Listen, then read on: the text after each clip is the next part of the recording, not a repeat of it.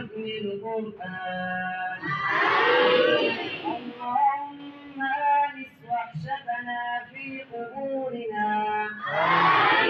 اللهم ارحمنا بالقرآن العظيم واجعله لنا إماما ونورا وهدى ورحمة.